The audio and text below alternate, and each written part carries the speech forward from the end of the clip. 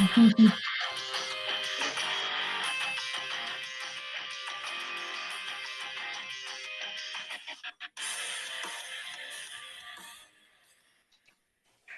right, well, welcome to another edition of the Sports Guys. Really excited you guys are with us tonight. We are taking on another sport that we have not covered yet, and that is scuba diving. And this is a really exciting sport that I've had interest in for many, many years. I've actually been on 2 great dive trips, one on my honeymoon to Maui, and had a blast. And I've had a lot of fun snorkeling too. But tonight, we've got 3 experts on with us to talk to us about scuba diving, how to get started, how to get certified, how to plan your dive trip. So let's go ahead and introduce them now. Joe, how you doing? Doing great, Tom. Doing great. Really glad you came on tonight. Joe is a colleague of mine at Bank of America. Really glad that you're on tonight. Joe's the one who's really gotten me re-interested in this topic because he talks about it every week at work. So I've really been excited to talk to him about it. Tonight we also have from the great company See the Globe. You can find them on Facebook. Is Michelle and Mark. How are you guys doing? Good. Good. How are you? Thanks for coming on tonight to talk about this great topic. Thanks for having us. Love talking about scuba diving. All right. How you doing, Robbie? Doing great.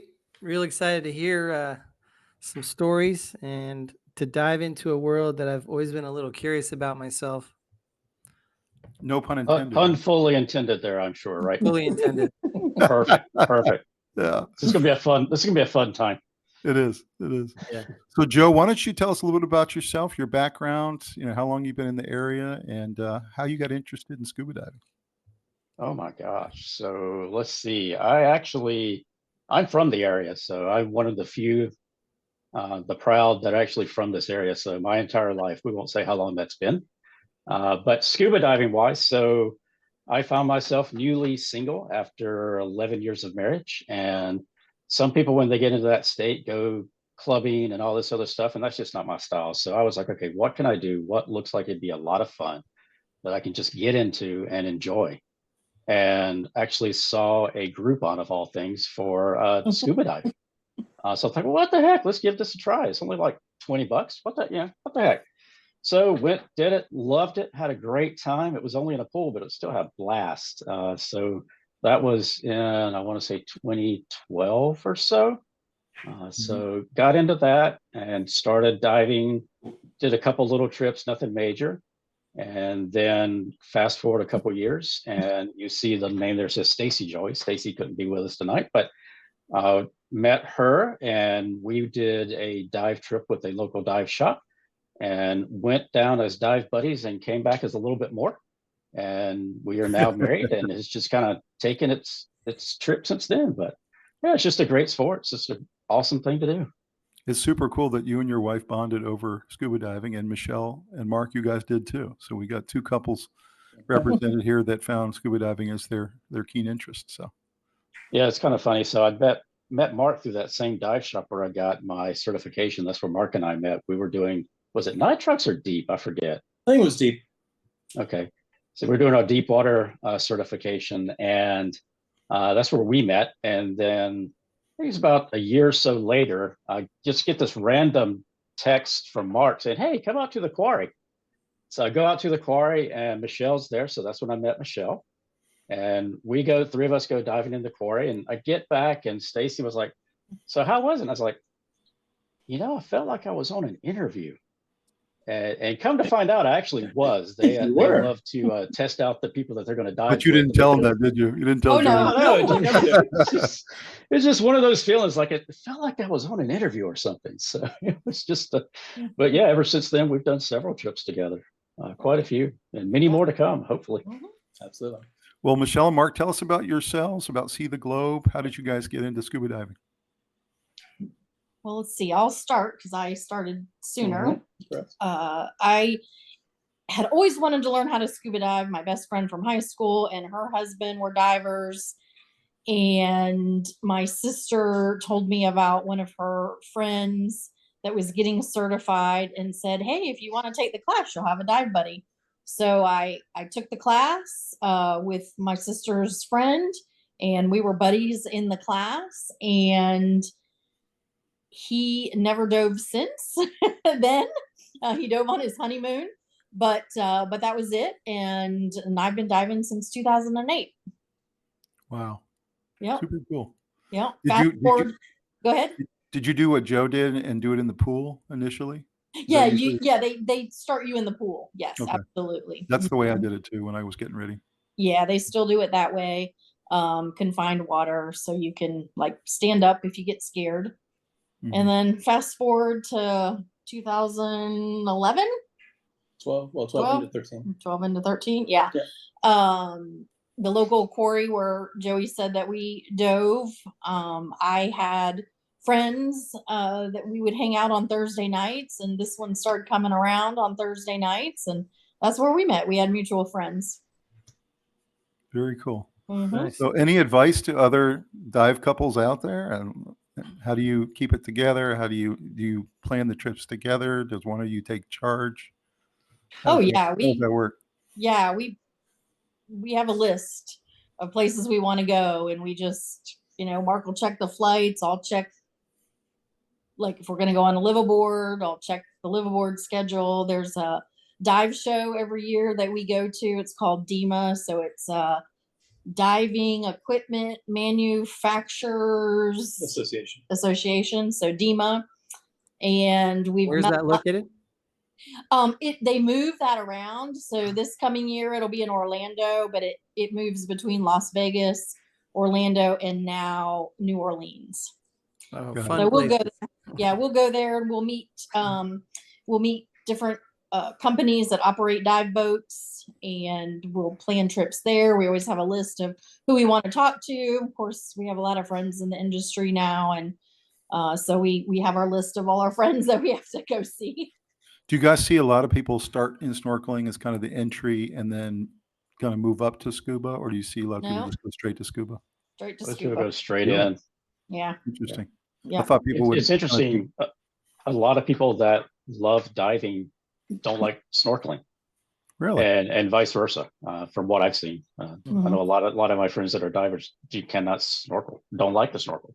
I think it's once you've done it, you don't want to go back to the Yeah. the lesser of the two. What's your theory on that? Because they seem like similar sports.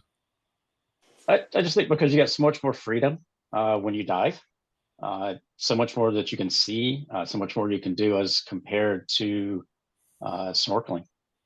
Mhm. Interesting. Yeah. So how did you guys start See the Globe? What was the idea behind that? Oh, well, let's tell how Mark got into scuba diving. We missed his story. Yeah, we can kind of get back to that. Much like Joey, I had exited a relationship, and I would say, in a nice way, went a little wild. So I tried rock climbing, I tried improv, I tried many, many, many things, and still do some of those still. And then one of the activities got me to a scuba shop, and I had wanted to do it for many, many years.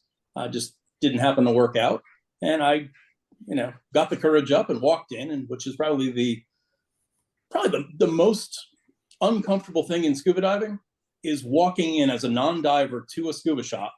There's so much in there. You don't know the technology, you don't know the people, you don't know the community. But once you get through that door and they welcome you in and you start your journey, everything gets easier from there. So that was started diving in about 2010, and just have kind of advanced from there, and asked her to go on a trip in 2013, and that's how we got together. Yep. Did you do like Joey and Stacey, where you dove down as friends and came up as something a little bit more? Oh no, we officially started dating like 2 weeks before we went. Oh, okay. So close. But also I interviewed him because he asked me to go to Bonaire, and I was like, I don't even know if he can dive, so I also interviewed him. Was that at So the Mar- quarry? It was at the It was quarry at the as well. quarry. Yeah. Okay. All right. Yep. So Mark, So- did you do unlike Joey? I know you tried other things Joey didn't do, but did you also try the partying part of it as well? Really did not. I'd Oh, done my partying through college, and now needed something that didn't cost as much money. Well, okay, failed that one. Yeah. But Yeah. didn't leave me with a headache the next morning. So halfway there. I was going to say, how much of your family budget has to be budgeted if you're a, diving addict? Quite a bit, right? Yeah, pretty much all the disposable income goes to scuba diving Yeah. or travel. No, Yeah, I mean, mostly travel, but yeah. yeah, we have most of our gear, almost everything we need. So when we travel, we take all of our own, and then the boat or the resort provides weights and tanks, and we go from there. Cool. Now, Joe, when you went to Australia recently, we're going to get really deep into that tonight, but you didn't take very much with you, did you? Or did you take all your own gear? Oh no, we took all of our own gear. Oh, you did? It's one of those things that once you have your own gear and you get it dialed into the way that you like it, you don't want to do anything different because you know your gear, you're comfortable with your gear. So the last thing you want to do is go somewhere and have to rent gear that you're not familiar with and not comfortable with, especially something like the Great Barrier Reef, because that's kind of the Super Bowl, if you will, of most diving for most people. So yeah, you don't want to be fumbling around trying to get used to equipment that you're uncomfortable with. So the yeah, only thing they're providing at that point is the tank, and that's it. And the weights. The tanks and weights, weights. the Okay. weights to keep you down. Yeah. Interesting. So, Robbie, you had a question you wanted to ask them about their kind of best and least good experiences, right? Yeah, I got a bunch of questions. But yeah, that's one of them. Just what would you say that the most memorable experience that you've had diving is, both positive and negative, or scary, or Who wants to start? Yeah, let's take that one. Oh, okay. I'll take it. Because I also want to point out something else. Some similarities here. You notice Mark said that all the stuff that he did, I did a lot of the same stuff, the rock climbing and all that. But you'll notice he also said they met at the quarry. But then they also went to, where did you guys go, Mark, on your first trip? Oh, that'd be Bon Bonaire. That would be Bonaire. So Yes. what I may have missed when talking about my wife and I is the trip that we were on was Bonaire. So there's Wow. clearly something special about Bonaire. So I would say that's probably I have to say. Wait a minute. Are you telling me this is like a secret reality dating show I don't know about? I think there's just something special about the water in Bonaire. That's all I can really say. There's got to be something about that water. Oh wow. But yeah, so for me though, that's just it's probably the funniest and most memorable. And you have to understand my wife. She can be a little awkward. She's an engineer, so she can be a little awkward at times. But we were about to do a night dive, and she hates night dives, can't stand them. She'll do them, but she does not like them. And so we were waiting. The guy that was going to lead it had to go back to get a flashlight or something. And she kind of came up beside me. So picture this: you're in this tropical island. There's very little in the way of ambient light. So it's just billions of stars, gorgeous, perfect. And she kind of comes over to me and is like, "Hey," and I just look at her like, "Hey," and she looks at me. I look at her. She looks at me. I look at her. She gets a little bit closer, and I go, "Wonder where Brad went." So Joe, you weren't getting the hint, I guess, is what you're saying. Well, so You wasn't the getting funny the thing hint. was is she had already said that she had chickened out by that point anyway. so yeah, so that's just the running joke there. Is She's probably that's thinking to probably the herself most- like, what do I need to do? Like that's funny. But yeah, so that's probably been the most memorable as far as that goes. But we've also dove. This actually was a snorkeling trip. We've done whale sharks. We actually went with Mark and Michelle to Atlanta. A lot of people don't know this. You can dive the Atlanta Aquarium if you're certified. Yeah, the and Georgia swim Aquarium. with the Mhm. yeah, and you can Didn't know swim with the whale sharks there.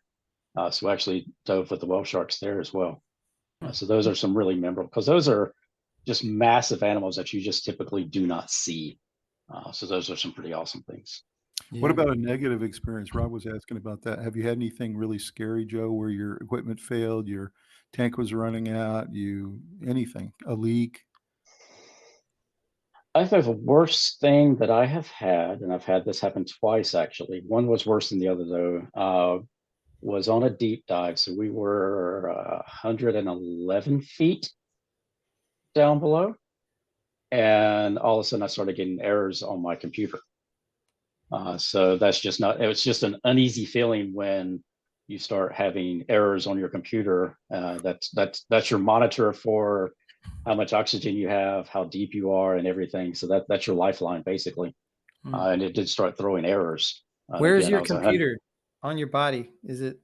This computer happened to be as a wristwatch. The Okay. size of a wristwatch Gotcha. is what this one was. So that's where it was on my body. So, but it was just starting to give errors, and even though it was fine, by when we went up, just slowly went back up. But it's just the panic when something like Yeah. that happens, which is one thing that's one thing you gotta learn is when you learn to dive. Probably the most important skill, and Mark and Michelle can back me up or dispute me, whichever. Is to be calm, no matter what happens. Be calm. So, because if you panic, that's when things will really go wrong. So in this case, I started looking around, started checking. Everything seemed fine, so I just slowly started going up. And when I got back up, I realized I had a setting was wrong. All it was a setting was incorrect. But it was something that could have been very bad if I had started hyperventilating or panicking or something like that. So Do you think that a could have really been bad. inexperienced diver might not have handled that well? Whereas, did you feel experienced enough to handle that situation? So honestly, I was still fairly new to diving. I'm just usually a calm person for the most part. But yeah, if someone who's brand new to it had never done it, one should never be that deep anyway. But it could definitely lead to many bad things. Mistakes can be made and stuff. Mistakes can be made, and as we know, once you make one mistake, that's when another one happens, another one happens, another one happens. And in this case, for diving, it can be life-threatening, truly life-threatening. Weren't you, when you looked at that error, though, weren't you thinking in your head, since you're so calm, weren't you thinking to yourself, I know I have enough air, I know I've got everything else, it's just malfunctioning, but I'm good? Weren't you That's thinking what's going through your, yeah, and that's the first thing you do. So the other thing that you carry with you is you always carry a backup. So I do have the digital computer on my wrist that tells me everything, but I also have an analog gauge that also tells me my air and my depth. So I can immediately go to that and look at it and say, okay, everything's fine. This doesn't match with this, but we're going to go with the one that looks good for now, and just slowly start making your way up and just correct it. How long does it take to go up 110 feet? It depends on if you have deco or not. If you have a decompression obligation. Yeah, no deco, you would come up and give yourself probably about a 5-minute safety stop at about 15 or 20 feet, just to make sure that you've what's called off-gassing. And then you can exit the water without a problem. Got it. Well, Michelle and Mark, what about to Rob's question for you guys? Good experience, bad experience? Okay, well, my best experience is probably Truck Lagoon. So Truck Lagoon and Joey and Stacey were on this trip. It, like the Great Barrier Reef, it's a pinnacle dive for anyone who's into technical diving. Where is that exactly? So it's in Micronesia. Micronesia? About a 2.5 hour flight, or maybe 2 hours flight south of Guam. So you know where Guam is? I do. Straight south. Yep. And it was a Japanese supply island in World War II. And Operation Hailstorm, the U.S. Navy found out where the island was, and they went there and they bombed and leveled the island. So there are about 75 wrecks at the bottom of that lagoon that you can still dive today. And because it's a lagoon, they're very well protected. The country also put in some regulations to protect those dive sites. There are also graves. So you want to be respectful, and there's laws against taking anything that's down there.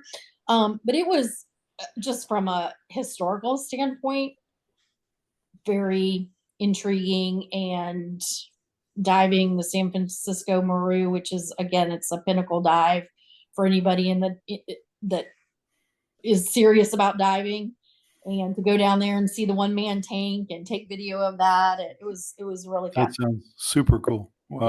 Yep. I think that's a dive I'd like to go on, because I'm a history guy and I love World War II history. Okay, we've got 2 spots going next February. Oh, really? Yeah. Okay.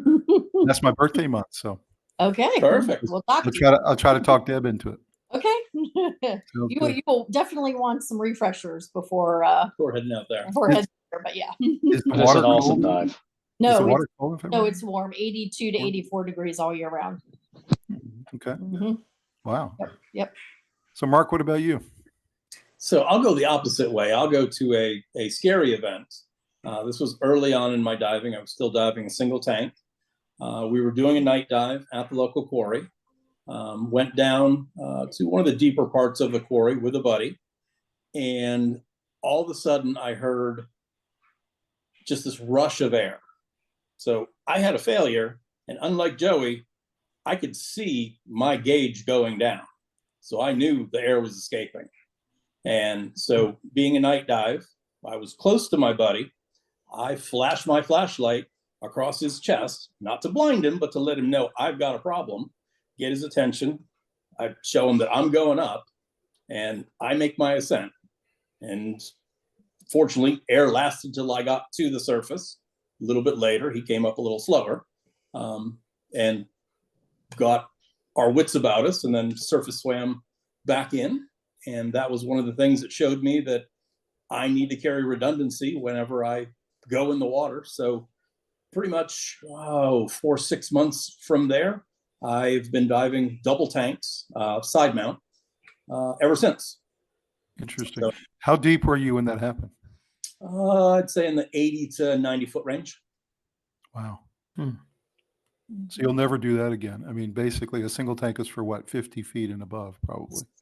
No. No? Well, you can still do it, but single tank now for me, because I have the equipment, if somebody needs me to dive at their dock to get a cell phone, if they need me to, do small work around a sailboat or something, I'll do a single tank there because it's easier, a little more convenient. I'm not as wide and you can get in the water a little easier. Other than that, I'll be diving side mount, or now since 2019, we have rebreathers, which is a whole different animal and opens up a whole lot of different diving now. And Joe, do you go double tank too? No. I only have a single tank. Mark and Michelle Not are yet. into it way more. And I will say, so I do have redundancy. And whenever we're diving with Mark and Michelle, they're our redundancy. So if we have an air problem, we just grab one of their hoses and Exactly. start off their tank. Funny story about that too. Yeah. I'd love to hear it. So we were in Truck Lagoon, and that comment came up. If they're diving, Joe and Stacey are diving single tank, we're diving independent side mount tanks. So one could completely fall off, and we can complete our dive. So if they were to have gotten low, okay, they're buddied up to each other, but if they need air, come to us. We've got a whole separate tank that we can, give you the regulator on. You can swim with us out of the wreck or out of the situation, and then go on up. And you're not sacrificing any of our air. You're not, no problems, because we're going to have, twice the air they go down with in most cases. Yeah. And it's going to be a better situation to come to us with a whole spare tank. Truly a safety measure. That's what it Yes. sounds. And we have a 6-foot hose. So each one of our tanks has a 6-foot hose on it that we can donate. Got it. So in the movies where they someone gets in trouble and they go back and forth, Oh yeah, buddy. Is that realistic, or you can't really do that, right? It happens. You can. And we train with that. Yeah, you practice with that. Fortunately, we have enough capacity, or the extra tank will allow us to just hand the regulator off to somebody and not have to buddy reeve on a single tank. We do. And even if you do have a single tank, most of us, like I carry two mouthpieces with me. So I've got a shorter hose that I use. And if my wife did have a problem and Mark and Michelle weren't with us, I could just take out that longer hose and hand that to her, and then we could go immediately start going up. So the back and forth on the one regulator is you do practice it, and you need to know how to do it. But there's definitely a better ways to do it, for sure. What other questions you got, Robbie? What's the most beautiful underwater scene you've ever experienced? Oh wow. Tough question. Hmm. Because and everybody wants to know what's your favorite dive, what's your favorite dive location. Very tough because different places provide different, beautiful things. Mhm. So diving certain locations in Hawaii, we had clear water down to 108 feet. So when you're on the back of the dive boat about to jump in, you can look down in the water and you can see the wreck at 100 feet. When you're down at the wreck, you can turn around and see the boat at 100 feet away. So perfectly clear water, provides amazing things. And lots of turtles in Hawaii. Lots of turtles in Hawaii as Yeah. well. So Australia, amazing life in the water. So where our boat goes, unlike the boats that only go out for one day, because we're on a liveaboard that you're on for the full week, our first night steam is over 12 hours out to the far great extents that only 2 boats go there a week. So the life is amazing because maximum 40 something people see it a week. So it stays and it's beautiful. So absolutely incredible sea life as well as fans and lit corals as well down there. Yeah. In Australia, they have giant clams. I mean, they're 5 feet wide. They're beautiful. Wow. And then cuttlefish, which I had never seen one. I've only ever seen them in Australia. Like that was pretty cool to see those. And then there was a potato cod. So they're in the grouper family. Like he's a juvenile, but he's really frisky and he'll like come up and like be really playful with you. So was kind of fun. Yeah, There's I've got pictures of him and Stacey. They were having a great time. I think he stole a kiss or two from her. Yeah, we have that photo in the deck tonight, so we'll take a look at it. Oh, great. That's awesome. I've been diving twice. I went to Maui and Aruba, and I noticed neither one of those are in the top 10 dive locations, according to divers. So I've got a long way to go to catch you guys. Okay. I think it depends on what you're looking for. Some people, if you want to do wreck diving, definitely Truck Lagoon is the place to go. I mean, that was just awesome from a wreck perspective.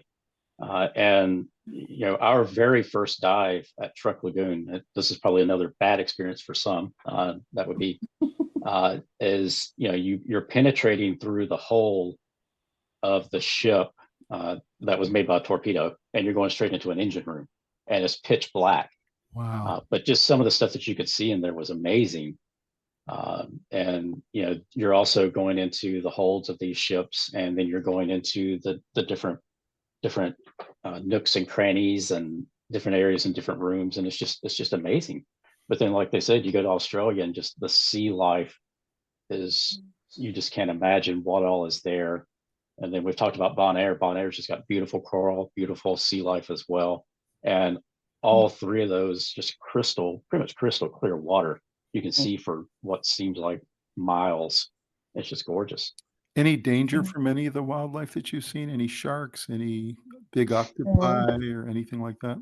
Sharks don't want anything to do with you. You smell funny, you make bubbles. They have really poor vision. So if you're laying, which like you're supposed to be diving, like you're trim in the water, like if you see a shark, you want to make yourself as big as possible. So you go upright, because they can't tell, like they can only tell height. They can't tell like really how long you are. And there's just like a whole bunch of other things. Like and our blood is iron based, whereas fish blood is copper based. So we just don't give off the same like vibes as their food. And we're also not floating on the surface. Like seals or anything else turtles that they attack. that they eat. Well, I think most people listening tonight do not want to be shark foods. I can pretty much speak for most of them. No, totally understand. No. Now they are curious, because if they hear you jump off the back of a boat, they've heard a splash. So they want to see what's in their water. But when they understand that you're not their food, it's kind of like, okay, I understand what's in my water. I'll go on about my way. Those trips where you are in a cage and you get to look at the sharks through the cage and they chum the water. That's fish blood, right? They're chumming. Oh it. yeah, With fish. Yeah. Absolutely. Popped up fish. Oh yeah. Have you guys done that? No, we haven't done that. Yeah. But we've done lots of dives with sharks where they chum the water. Well, actually, Australia. Yeah, they In did. Australia, we did do a shark feeding, and Yeah. they did chum the water, but Chum the we water. were all But we were safe. not in a cage. We were not in a cage, but we were all safely positioned out of Sitting the on way. hamburger, I'd yep. want to be in a cage, guys. Be in a cage, okay? He wants to be in the cage. But like I said, the sharks don't want anything to do with you, and for the most part, the bigger sharks, you can learn the warning signs. Like there are certain things that they do with their fins that would tell you that they're potentially getting aggressive. Like a bull shark, I think their fins kind of go down a little bit from what I've heard. And like Michelle said, then you just make yourself look big. You blow out a lot of bubbles, so that you're just you appear to be more of a threat than anything else. So they would tend to leave you alone. And the most sharks that you see are curious. They're going to swim around, look at you, but they're not going to do anything. Makes sense. That's great. I noticed on the list we're going to look at tonight of best dives according to all the divers that Galapagos is number one. Do you guys agree with that? Have you been there? Never been.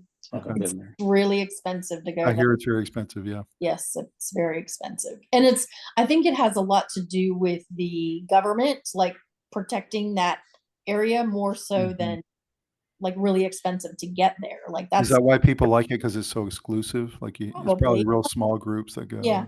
And so well protected. Yeah. Just like the outer extents of the Great Barrier Reef, Mhm. Galapagos is so well protected. You'll see more life. You'll see more big corals, big fish. So that's a well protected area is going to provide you a whole lot better sea life than inshore items and things like that. Where So maybe Galapagos becomes like your milestone dive. It'd be your 10th dive or your 20th dive or something like that. Something you can build towards. Oh, let's go with the milestones in the hundreds, because you're barely out of training by the time you're 10 dives. You're 10 dives. Maybe 10 trips. Yeah, maybe 10 trips. Maybe 10 trips. That's a good point. 10 trips. Yeah. Yeah. I have over 600 dives. Wow. Yeah. Goodness. Mark has over 500. Yeah, I'm just behind that. That's fantastic. Yeah. I'm a baby, so we're not going to discuss how many I have. Yeah. Okay. We'll look for more. All right, Robbie, maybe one more question. Then we're going to go to the material. You got anything else? Do you have any goals in diving that you're working towards, like a certain group or something you want to do at a certain location or something like that? You want to take that one or you want me to? Well, I'll take some of it, and then you'll Okay. take some of it. Okay. So we in the last February of last year, we changed style of rebreather. So what we have to do is we have to do a crossover from our old rebreather to our new one. So to prove competency in that. So as far as taking classes and improving our skills in a classroom environment or certifying, we've done most of that, but now it's getting better, getting our trim more under control, getting our air usage under control. So it's more in the practice realm that where we need to do more work. Yeah, we're going to do a couple days of training. It's crossover training, so it's not quite as intense as the original training, but we're going to do a couple days in Bonaire this fall to do a crossover from our old unit to our new unit. Interesting. Okay. Yeah. Very cool. Yep. Are there things you can do leading up to a trip to prepare for it? I mean, eat right, sleep right, get in the pool a lot and work on your swimming skills or anything like that? We go to the quarry. Yeah. In fact, before we went to the Great Barrier Reef in January this year, Mark and I were at the quarry in our dry suits, checking gear, making sure everything was dialed in. Good. Yep. Yeah. So the local quarry is a really big benefit. Is it just checking equipment, or are you also practicing? In other Oh, words, we're also practicing. Yeah. you're We're also also practicing. practicing. Okay. Yeah. Like you're practicing emergency situations, stuff like that. Sometimes we do, but sometimes we just go out to be comfortable with our gear. Gotcha. Yeah. Just It's get all more about- build hours.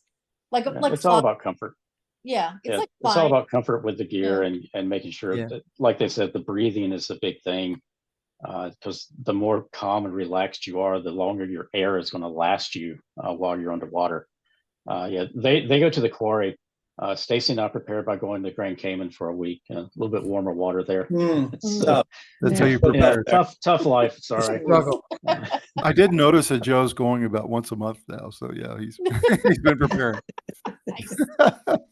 So you mentioned hours. Is that similar to flying? I mean, you're looking to Yeah. get a certain number of dive hours. And why do you need that? Do you need that to go on the more complex dives or?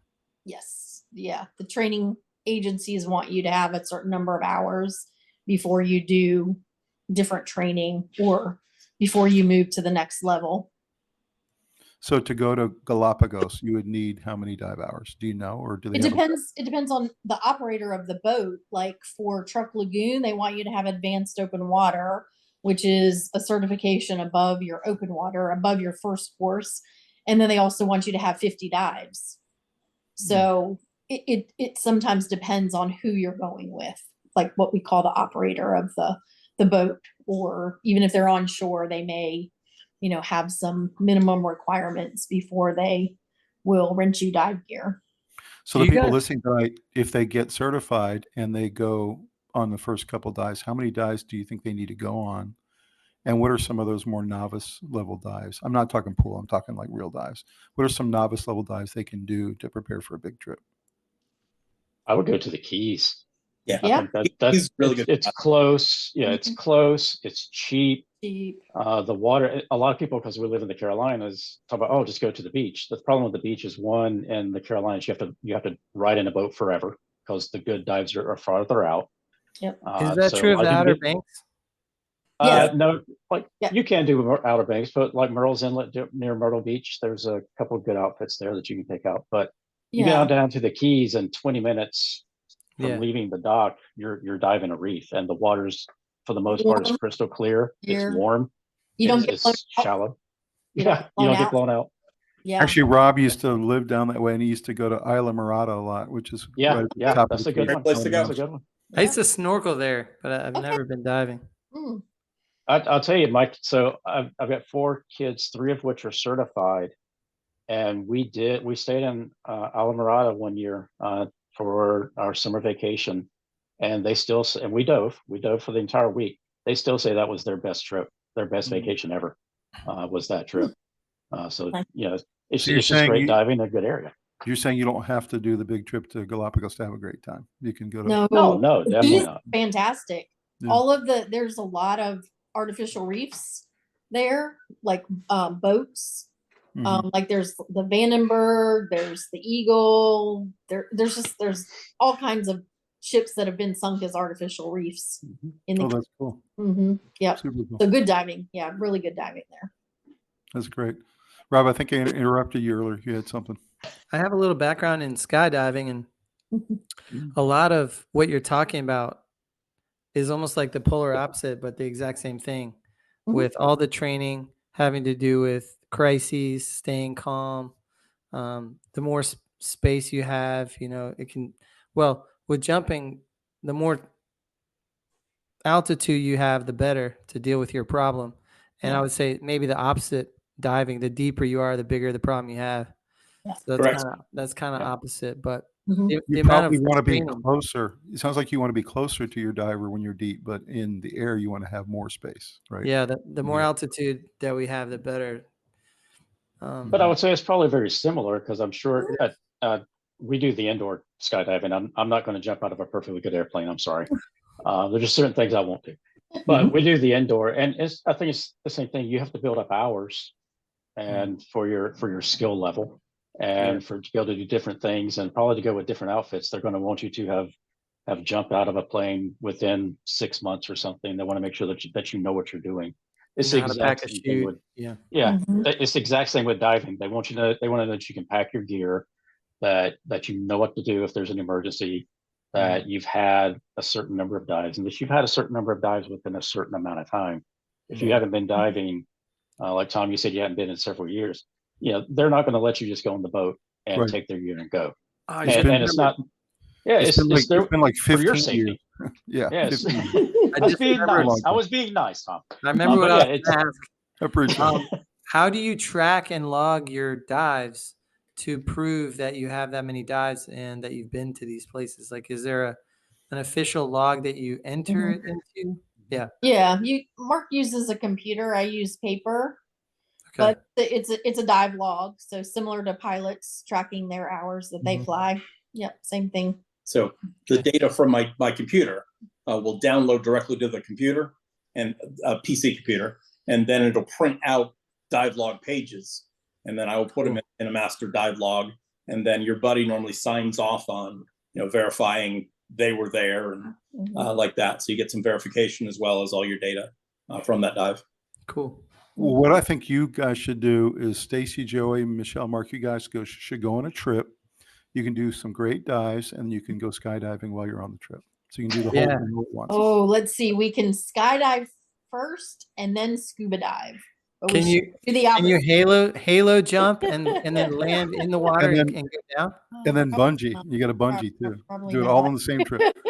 Probably not, because you drop like a rock if you tried to skydive with scuba With tanks. tanks on, yeah. Yeah, with scuba tanks on. They're about 50 pounds apiece.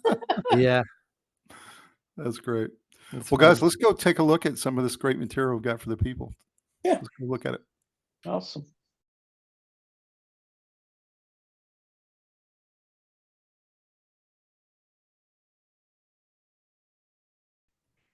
People are already fired up to go diving. All right, this is our scuba diving, how to get started and best places to dive episode. This is episode 59 for the channel. You see some great pictures here up on the top right. Somebody similar to Stacey, Joey, who's kissing a turtle. And then you see the Globe Travel logo there in the middle. That's Michelle and Mark's company. So definitely look them up on Facebook, and we'll talk a little bit about that later. And then you see some just epic photos from the Great Barrier Reef, and you see a group of divers that are about to get going. I'm sure that's very similar, Mark and Michelle, to what you guys do. Similar, absolutely. Yep. Is that similar to what the ship looks like typically? It just depends on which boat it is, but they all have a section where you set up your gear, and so all the divers on the boat are all set up there, and you just leave your tanks there, and they get filled in between the dives of the day. Absolutely. Does that's everybody great. usually fall backward like you see in the movies? Is that Oh real? no, Most don't. no, most No. go forward, giant stride forward. Okay. Yeah, it's just think of standing on something and just stepping straight off and just Jumping. going.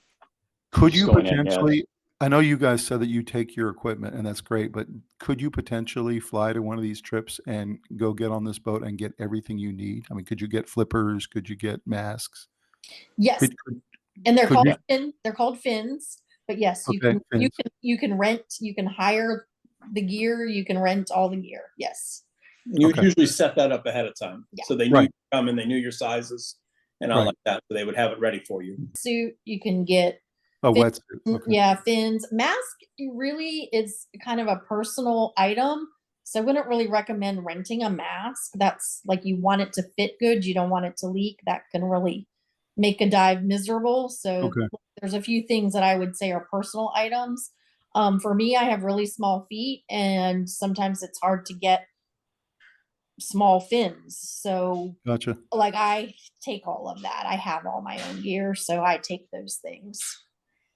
Awesome. Well, it's just good to know that if you were flying in from somewhere very distant, you didn't want to take all the stuff with you. You could potentially rent it right there. So that's great. Yeah, Absolutely. you can rent your regulator, yeah. everything. Yep. That's great. I did want to call out our sponsor for tonight, Academy Sports. They actually have a snorkeling and scuba diving section. I was in there the other day, and I was actually looking, Joe, I was thinking to myself, would Joe buy any of this stuff?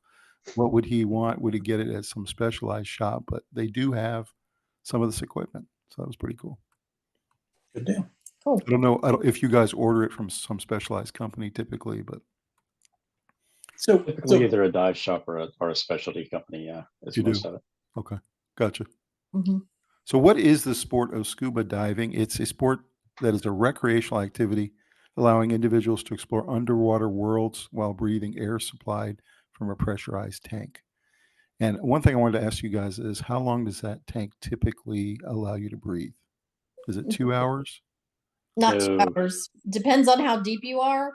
I would say, Depends on the person. yeah, and the person. 45 to 60 minutes. One Oh, tank. really? Yeah. Okay. Yeah.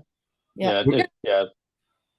When you Just say it get your depends on the comfort level. person, like, would it be different for me versus like a smaller person? Is that what you're saying? Yeah. It's also different between men and women.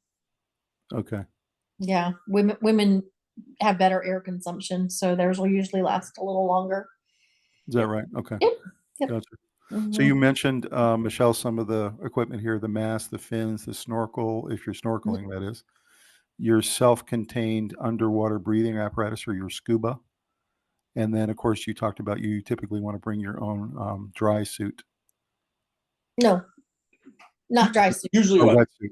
You want to bring your own wetsuit. No, not necessarily. You can rent Okay. that.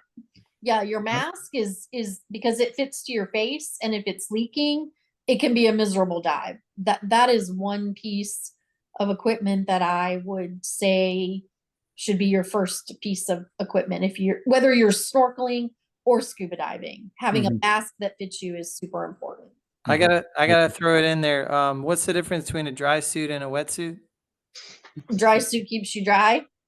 Yeah, so there's seals at your neck and your wrists. So the only things that'll get wet if you're not wearing dry gloves would be your head in a dry suit.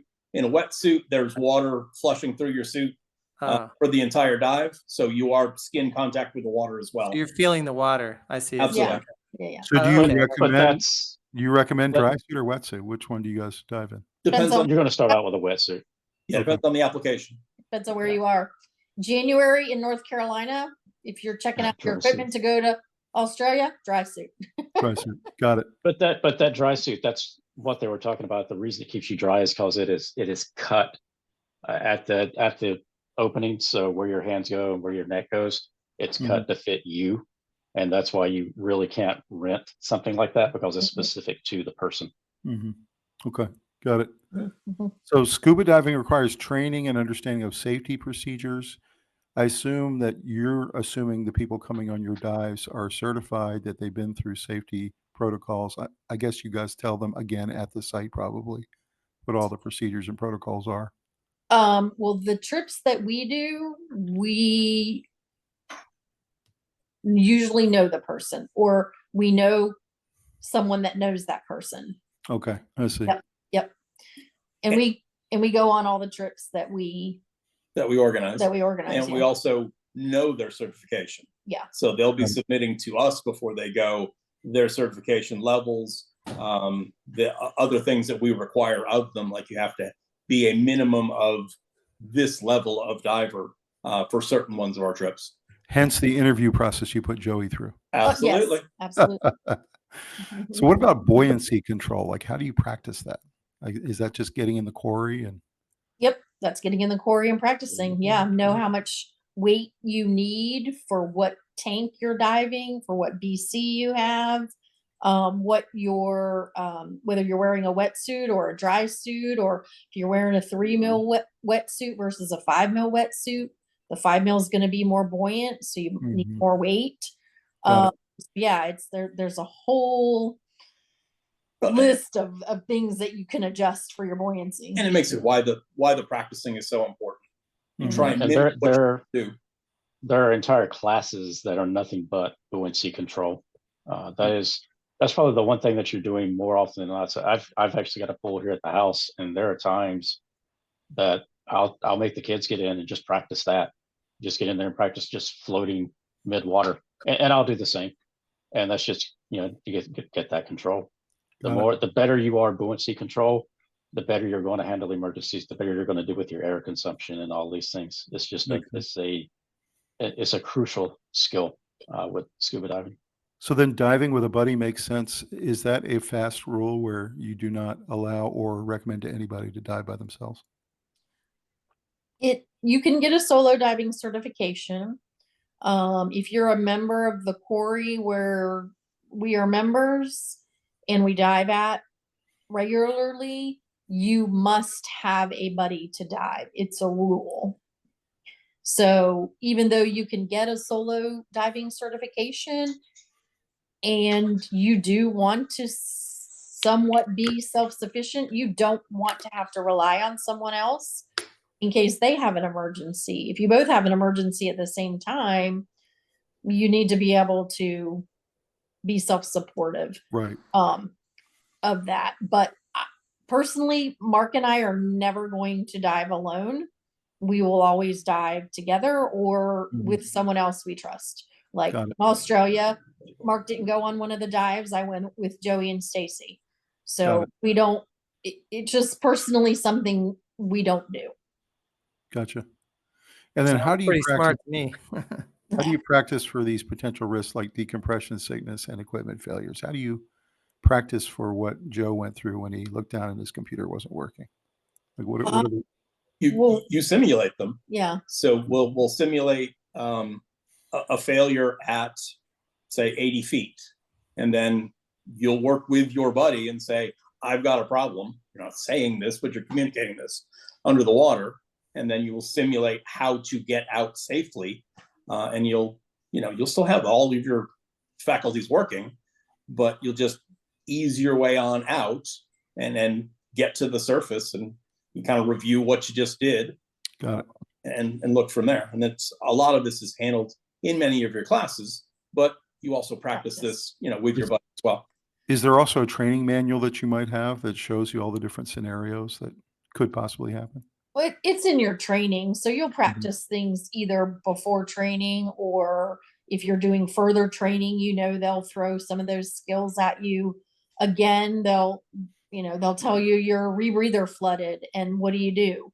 They'll tell you you feel dizzy and what do you do? Now, some of these things are specific to rebreathers, not diving with a scuba tank with air in it.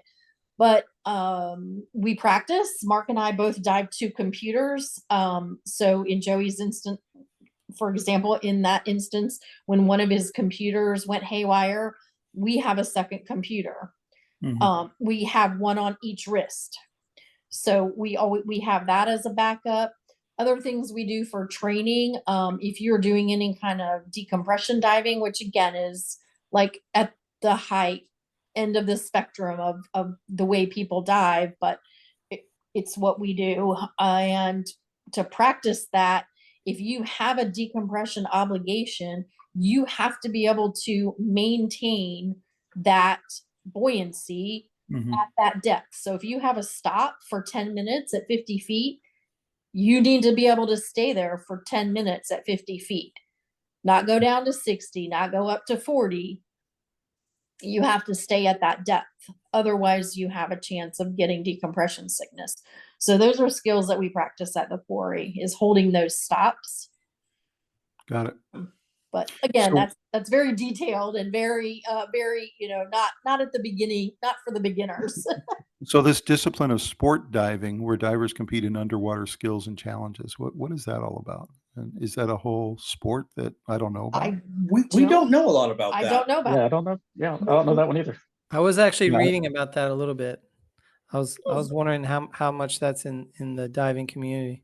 Like I saw one where they're going through obstacle courses, things like that. So Oh, it's- nope. I don't know anybody that does that. See, we would do things similar to that, but Sounds in fun. training or in practice, but not on a Yeah. competitive basis. I think it's a competitive version of you guys' training for practice. Oh, okay. Interesting. Yeah. Michelle and Mark, with See the Globe, how much do you all deal with? I would imagine you deal with a wide variety of skill levels. Is it mostly pretty high end, high level divers? Yeah, I mean, because most of the people that go on our trips are also members of the local quarry, like they're friends of ours, and the travel is something we do for fun. Like we're gonna go on the trips anyway, so we want to take cool people with us. Yeah. But yeah, most of the people we know are technical divers, like they're diving with more than one tank.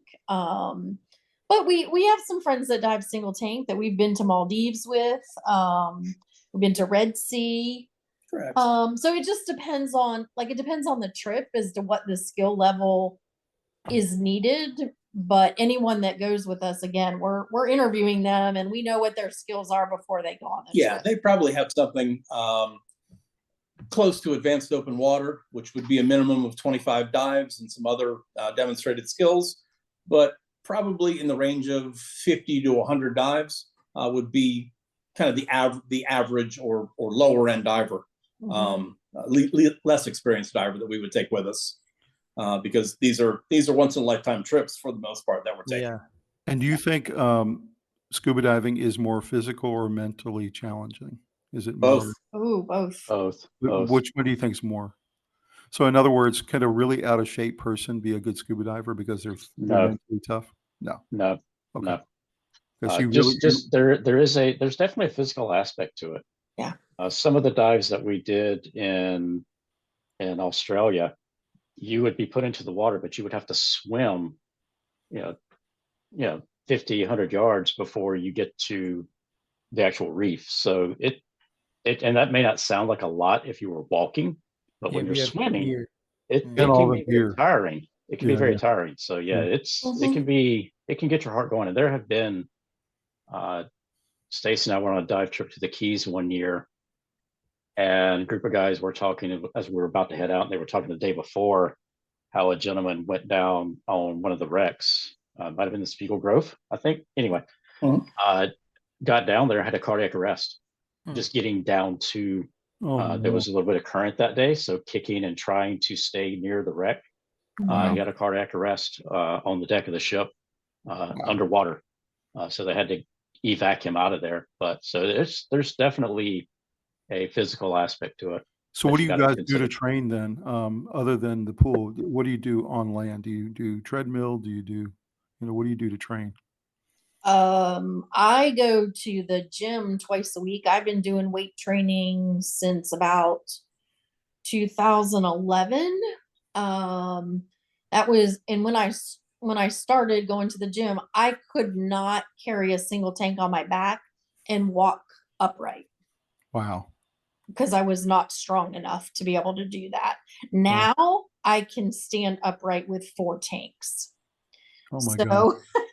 Yeah. Goodness. So Michelle, the gym has worked out for you. Yeah, the gym is very good. I mean, Wow. you also have to have endurance. I mean, you've got to be able to, like, if there is a current and you've got a kick, you need to be able to do it. There's nothing to grab onto, otherwise the ocean's gonna take you. All right. So for Rob and me to go on a brother scuba diving trip, we're going to need to get in shape. That's what you're saying. Right on.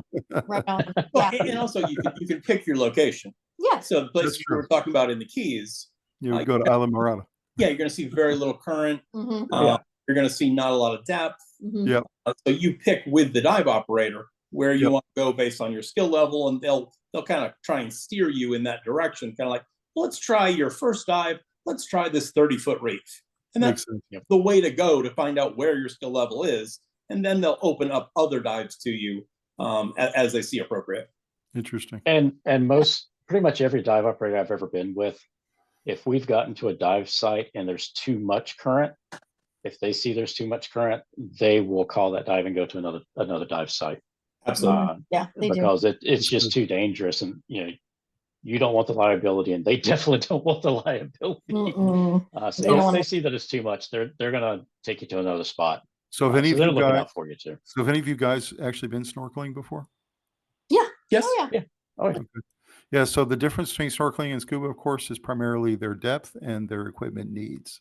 Snorkeling, of course, involves swimming near the surface, and scuba, you guys have been describing, can be obviously 50 to 100 feet or even below that.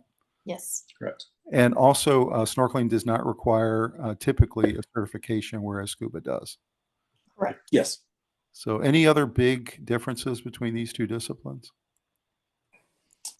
On scuba, every time you take a breath, you get air.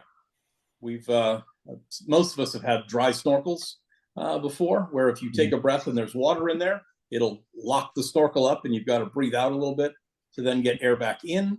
Mm-hmm. And also, the other big thing is if you're on the surface with snorkel and you see something you want to go at, you can't really get there with snorkel gear. Mm-hmm. Gear, you just swim on down to it and take a look at it. Makes sense. Mm-hmm. It does. Do you think you swallow more water in snorkel or scuba? Oh, definitely snorkeling. Snorkeling. I think Snorkeling. I think Yeah, snorkeling. if you're swallowing water in scuba, problem. you've got to fix it. There's a You got a problem. problem. Yeah. Oh yeah. Yeah. I've tried both of these. They're both really fun. I did find it surprising. You guys said that typically people pick one or the other. That's interesting to me that they don't like both disciplines. Yeah, Not usually. if you're gonna get into scuba diving, you're going in. So let's talk about people watching tonight who want to get scuba certified, what you guys' recommendations are. Obviously, choosing a reputable certification agency or dive shop. And I've got a couple organizations here, PADI, SSI, and NAUI, but there might be other ones that you guys recommend. Yeah, we're certified by SDI-TDI, Okay. group out of Florida, which has affiliated dive shops across the world. They've been very, very good to us. All professional certifying agencies have to fit an international standard, which would be minimum levels that they have to teach to.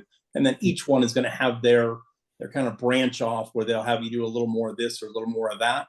But we've found that SDI-TDI has really worked for what we need. Okay. Been really good to us. That's great. Good recommendation. I'll drop that in the comments down below. Yep. That link to that one. Okay, and then also I would say on the dive shop, if you're getting your open water certification, which is your very first certification, do research local dive shops. They typically will have some kind of agreement with a local aquatic center or something like that, and potentially they have places where you can go and get your certification. So for locally in North Carolina, you can go to the quarries. There is one in Raleigh, Rob. There's quite a few over there by you. And then if you're going further than that, I would say interview the instructor to make sure that your personality fits the instructor's personality and that you're going to get out of the training what you're expecting to get out of the training. I would add to that. I would say also look at, and this is just for your entry level, look at reviews. Go online, read the reviews for sure. That's the first thing I would do. First thing I would do. Yeah, because some instructors, there's a term, basically sweatshops. So they're just churning out certifications. That's their main, and you want to go with a reputable place that is going to, a dive shop that's going to stick with you, a dive shop that, kind of like Cheers, to make an old reference, you walk in, they know who you are. That's what you want, is something like that. I would say if you're brand new to it and you're really curious about it, try to find what's called a Discover Scuba type of course. That one is very basic, very entry level. It's just $50, $80, something like that, and you take some of the basic class work, enough to make you safe, and then you go to a pool, and it's only about a 5-foot pool, and it's just to breathe and to make sure that you're not going to panic. A lot of people get claustrophobic, believe it or not. 2/3 of the earth is covered in water, but people get claustrophobic, and it's just a strange sensation. So just get in the water and make sure that it's right for you before you jump in, no pun intended, and go into the deep end, pun intended there, of scuba diving with all the money and all the expense. Make sure it's going to be right for you first. Good advice. What about the open water diver course? Do you recommend taking the advice from the dive shop, or do you recommend also separately researching that? Well, that's what you're going to do when you first get certified. Your first getting you scuba certified is going to be something called an open water course. There may be slightly other names, but that's what your first course is going to be called. But like Joey was saying, look at the reviews. If you know anybody else that dives, ask around, and just make sure that the vibe going into that shop, because wherever you are, there's probably multiple ones to choose from. Make sure that vibe is what you're looking for. If you may walk in and it's more, I don't know, salesy or militaristic or cliquey, don't go in and meet as many people, because as with so many other things, as with skydiving and all like that, it's a community you're building. It is. Want to stay in diving for a good long time, it's the people around you, that make it fun, that provide opportunities, that get you out on a regular basis to come out and dive, because they're the people you want to be spending time with. So interview people and dive shops and instructors. In skydiving, there's an enormous social aspect to it. And what I'm hearing you say is that's almost identical in that it seems like you all are probably running into the same people on different trips and inviting friends and making all these memories that are making friendships that you might keep for life and stuff like that. So it's definitely take into account the social piece. And that's the fun part. I mean, it becomes, a little bit part of your social life, right? I mean, you basically hang out with scuba divers. So your average trip. So this if you were to go down to the Keys or even to the Carolina coast, your average trip, you're going to get on boat and you're going to go out to your dive spot. You're going to dive for anywhere from 20 minutes to an hour, roughly. Most places want you back on the boat within an hour. Then you're going to probably sit on the boat for half an hour, 45 minutes, just socializing before you do your next dive. You've got to have what's called a surface interval before your next dive. So you're sitting there, you're just chatting, and that's part of the social aspect. It's just cool. Talking with other people around you, and then you go for your next dive, and then you got to get back to shore. So there's a lot of socializing to it.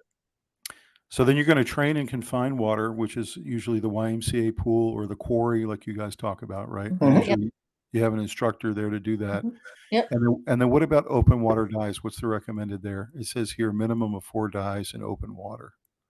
Yeah. So open water can be the ocean. I wouldn't really say a lake because that's really poor visibility, but a quarry, down in Florida, a lot of people, Florida Springs, a lot of people go to the springs and do their open water dive. So temperature is about 72 degrees all year round. So it makes it a very viable option. And the great thing about diving in the springs, no boat ride. Oh, wow. Okay. So it's quick, That's right? good. You're like at the dive site. It's same to the quarry. You're at the dive site. You just walk in. How would you compare the visibility at a quarry versus a lake? Depends on the quarry. Well, it depends on the quarry, but like around here, Lake Norman, I wouldn't dive there. There's nothing to see. And the quarries, it's so muddy, right? I mean, correct. Yeah. And the quarries we dive at, they have different things, like we'll have a school bus or a boat or an airplane fuselage or a car or a jet ski, and there's ropes run between all of those things. So like you're not just diving in a rock quarry. There's actually things to do, and there's ropes you can follow to kind of take a course, kind of like do the loop or whatever. Yeah. So, that's great. Yeah. That's cool. So what about the written exam? Is that tough? Is it something you have to study for? Yeah, you definitely have to do the book work and understand the concepts to be able to pass the test. But it is reasonable. Yeah. I've kind of audited classes, and there's, you can become scuba certified as young as 12 years old. And I've seen 2 12-year-old sisters just ace the test with no problems. So it's all reasonable, but you do have to do the work, like anything else. So Rob's 9-year-old twins are 3 years away. Yes, they are. Hey, Yeah, right they on, are. right? They're getting there. Junior. Yeah, you can get a junior certification at 10. But They'd probably love it, Robbie. I know. They really would. It'd be fun. Getting there. So some of the growth of scuba globally, this was pretty incredible to me. If you just look at the tourism market, scuba diving is by far the biggest of all the water sports. But you also have technical diving, you have snorkeling, recreational diving. Have you guys done any technical diving? Yeah, that's the rebreather. Yeah. And diving with 2 tanks. Yep. So what is that like compared to regular scuba? More redundant. Is it deeper or? Oh yeah, we've been to 242 feet. Yeah, so deeper, longer, and just like going on the boats to the places where nobody else goes, well, fewer divers go deeper. So if you've got a deeper shipwreck or you've got some other thing down deep, it's more pristine. Less people see it.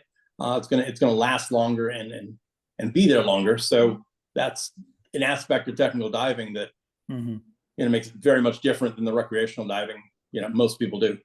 This was amazing to me. Significant growth this year, reaching 11 billion in diving tourism.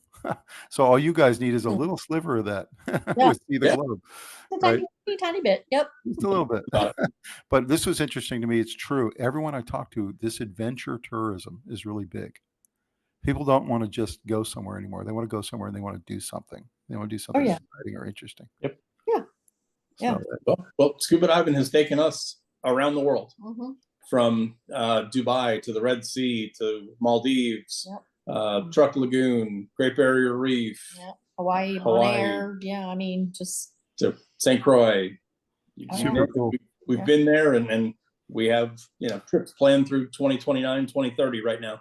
You see, you're building up to your 1,000th dive, which will be in the Galapagos Islands. oh, okay. There we Very go. well be. You can dive with the turtles, right?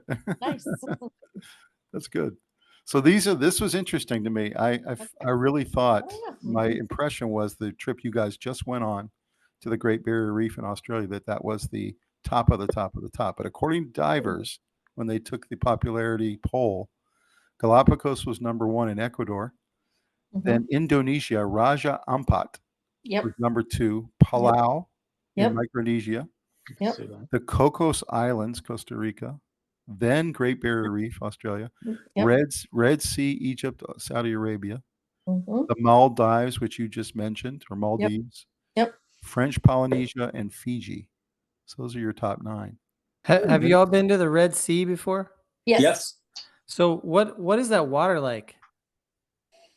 No, I mean, it's pretty good visibility. Is that what you Exactly. mean? Yeah, I'd say 75% clear. If nothing else was stirring it up, and we had some massive windstorms come through while we were there, Yeah. Yeah. but still had clarity down through 80 to 100 feet with no problems. So good Yeah. good conditions. Yeah, it's about 62 degrees, the water temp in March, so it was a little chilly. But So good- reasonable. yeah, good diving there. And those trips are very reasonably priced too. Nice. So how many of these have you guys been to and how many have you not been to? And which one's the one you're most looking forward to trying? Well, we've been to number 5, number 6, number 7. We're planning to go to number 9, although I don't know when. I would like to go to Rajan Pot. So I don't know the Costa Rica one. I don't know that one. So probably wouldn't go to Palau. It's very That Costa Rica one is known for its exceptional hammerhead shark diving. Yeah, probably. So if you like hammerhead sharks. Yeah. What about you, Joe? Which of these, Joe, would you really love to go to next? Fiji is from this. We've done the Barrier Reef, which of course was there. Fiji's the one that Stacey and I want to do. That's the big one Fiji. we want to do. Soft coral. Yeah, It just does look cool. we've heard it's crystal clear water. Just So, beautiful. so we're taping this podcast there, Joey. So Yeah. we've got this on recording. Yeah. She has already said she wants to go. I want to go. You know we want to go. We're waiting for you to plan it. 2030. We're waiting on you. 2030. It's on the list. 2030. Yeah. We might have to have y'all back on to tell us about that one. Yeah, I was going to Okay. say. If it's 2030, then Rob and I have time to get certified. I was and about have to a say, dive it- boat. Come on. I was about to say, we just need to do it on location.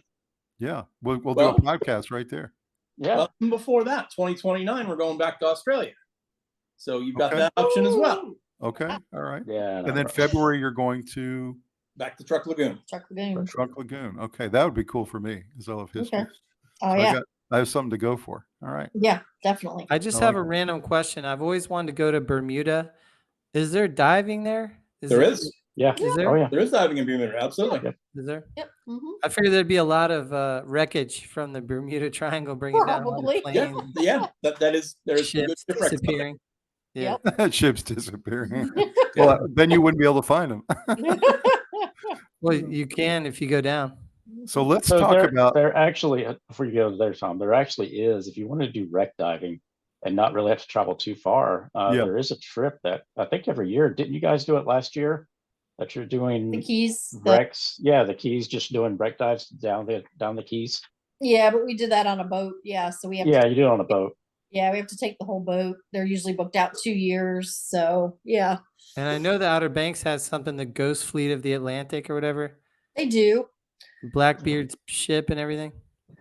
Last I heard, you couldn't dive on Blackbeard's ship, but Okay. Okay. it's only in about 20 feet of water. So So let's talk if about reef diving in the Great Barrier Reef. This is the trip you guys just went on. It was really exciting. I've seen some of the photos. We're about to show them. But the Great Barrier Reef is the world's largest coral reef system in the world, comprised of over 2,900 individual reefs and 900 islands stretching over 1,400 miles. That was really incredible to me. That is that large. Mhm. And the reef is located, of course, in the Coral Sea off the coast of Queensland, Australia, separated from the coast by a channel 100 miles wide in places and up to 200 feet deep. So isn't it just truly unique, the Great Barrier Reef? There's nothing really like it or as big as it anywhere in the world. No, there's nothing like it because there's so many areas. Now, the boat that we go with, they have 7 different itineraries, and there will be some common places, but so many of the itineraries go after different minke whales, or they go during turtle season. So it's different no matter what of the 7 itineraries you go on. So they have so many options, and that's just out of 2 ports in the middle of the reef. So there's so many other places. They're doing some expeditionary stuff on the north side of the reef, the far north extents that no one has ever dove on. So needless to say, you've got to do this one at least once in your diving career. I mean, that's what I would think. It's a pinnacle dive, no question There's about no it. way you can't go there. Yeah. Yep. So this was interesting too. The Great Barrier Reef is viewable from outer space. Yep. And you see down on the bottom right there what it looks like from above. And that it has billions of these tiny organisms known as coral polyps. So I assume you guys saw those from up close. Well, you see the corals when the corals actually spawn, which is I forgot. There's a way to calculate it because it corresponds with certain full moons during the year. It's an incredible sight. They do dives specifically for the spawning of the coral. But yeah, it's incredible when that happens because all the polyps get released and they're floating around, going to attach and then try and grow more coral, and that's how the coral propagates itself. Got it. And this was named a World Heritage Site in 1981. And every article I read said this was the Super Bowl of diving. So do you guys agree with that? Yeah, it's a must do. Yeah. No question about it. Oh, yeah. So compared to the other dives you guys have done, where would you put this one? Top You just Top of the, Yeah. from Yeah, sea top life and 3 coral, definitely. top of the definitely top of the list. top of the list so far? Okay. Gotcha. Is this one you want to go to, Robbie? We'll see. 2029. 2029. Rob will be ready. Oh, yeah. So let's look at shipwrecks. You guys have talked a little bit about this. It sounds like some of the first dives you went on were that great location. What was it called? Dark where you Lagoon. Dark Lagoon. Yeah. Yep. So scuba diving shipwrecks offers divers a unique opportunity to explore underwater history and encounter fascinating marine life. And you can see a couple great photos there, what it looks like. Yep. So what is the coolest shipwreck you guys have ever been to? Well, let's see. Well, probably the San Francisco Maru. Yeah. The Vandenberg, Spiegel Grove.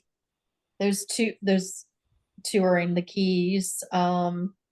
In 2029, we're going to dive the Yongala in Australia, and that should be pretty. Yeah, that's the most famous wreck in Australia. In Australia. Are they all in situations where you can't touch anything? Essentially, you can swim through it, but you can't touch anything.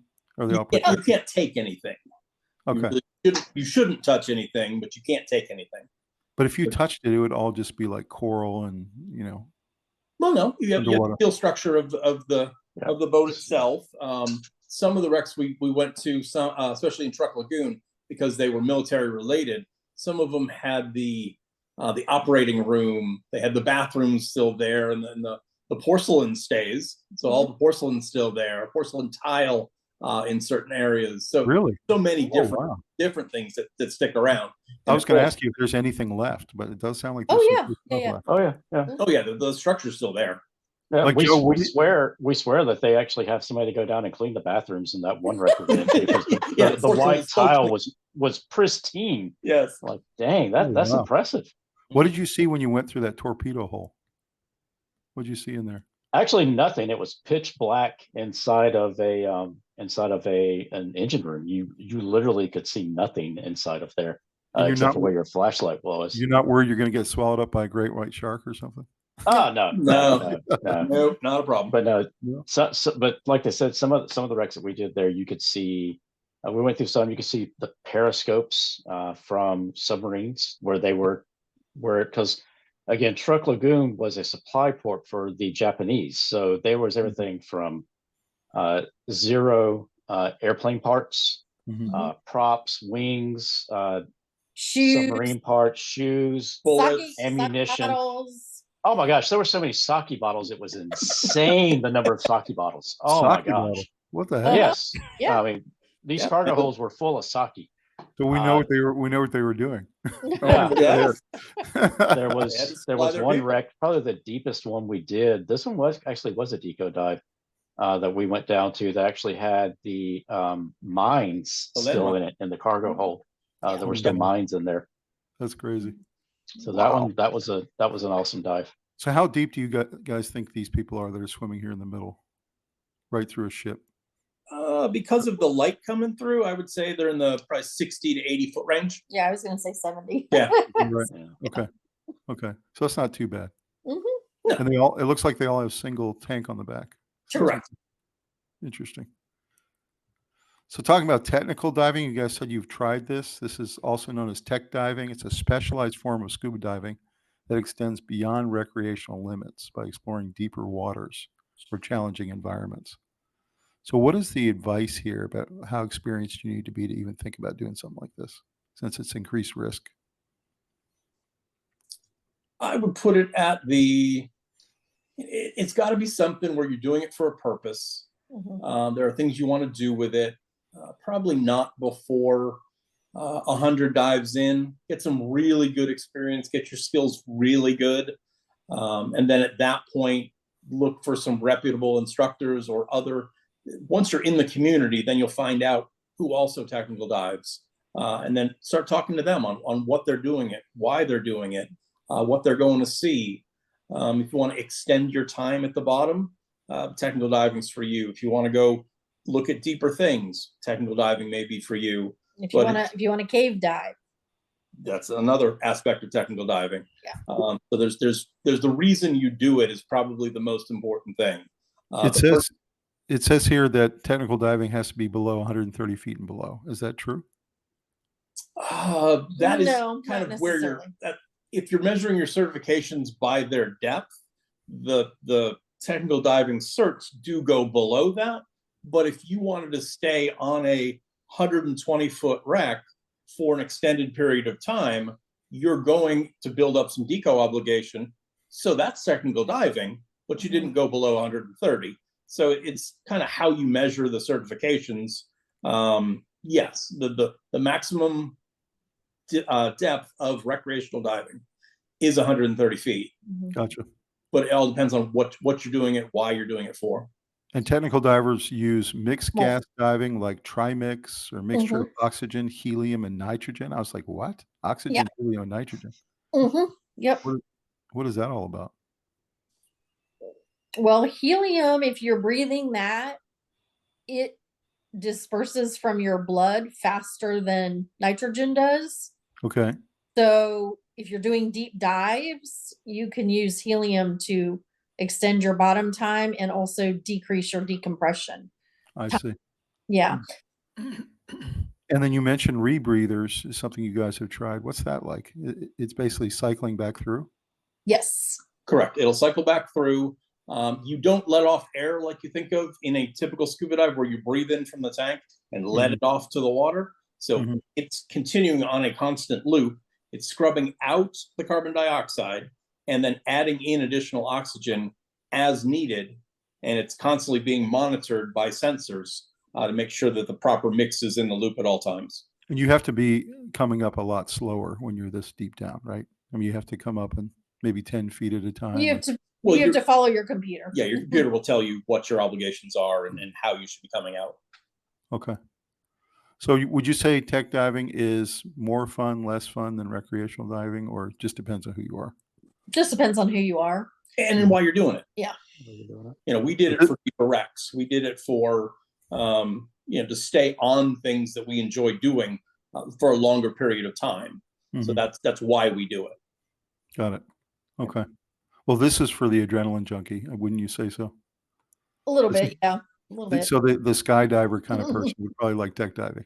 Yeah. Rob, you'll take that, man. I'm in. Rob's in.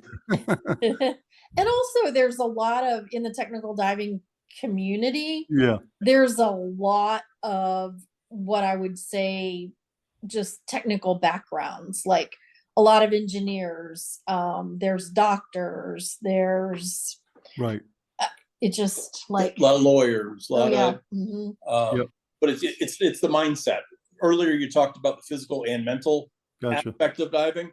That goes to the mental aspect of diving. Of what do you want to do? Where do you want to be?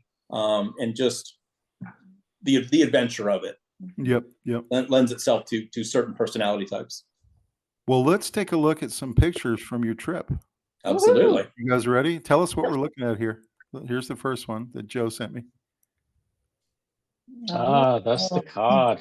That's that friendly cod that Michelle was talking about earlier. Frisky. Yep. Yeah. Is So that Michelle or Stacey? That's that's Stacey right there. He's getting very friendly with her.